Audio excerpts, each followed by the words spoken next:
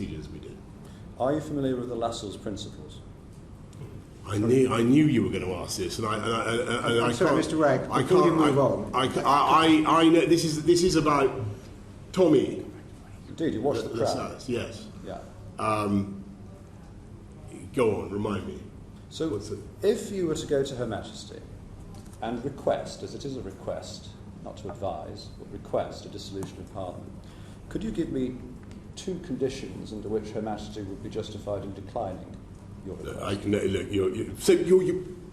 You're asking about something that is not going to happen, unless everybody's so crazy as to try and have a new. We are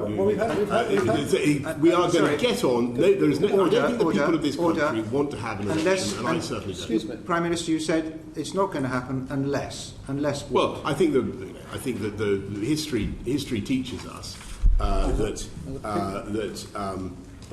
the best way to have a period of stability and government and not to have early elections is to allow people with mandates to get on. Unless what? Unless what? That's what I'm saying. So the history teaches. You said unless what? So unless people ignore that very good principle that history teaches us that the best way to avoid pointless political disturbance is to allow a government that has a mandate to get on and deliver its mandate. And that's unless what? That is what we're going to do. So unless I think what you're alluding to is... Sorry, Mr. Ragg, just a minute.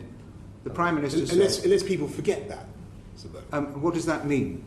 That means that, on the whole, I think that it's a good thing if governments which have a substantial mandate from the electorate and are doing an enormous amount of stuff, and when that country is facing a lot of pressure, particularly economic pressure, when there are serious international issues at stake, I think on the whole it is sensible not to get bogged down in discussion about electoral politics, but to allow the government of the country to continue. Can I just remind you that when the Prime Minister Major seemed to be threatening a general election because he was having trouble with the Maastricht Bill, it did his no reputation any good at all. Well, it's exactly the point I made. There would never have been a general election. Can I thank you for that excellent historical lesson? And this is exactly the point I'm trying to make.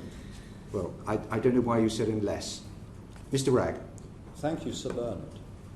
And so, if one of the conditions of the Lassalle's principles is that the sovereign could rely on finding another Prime Minister who could govern for a reasonable period with a working majority of the House of Commons, you'd accept that principle?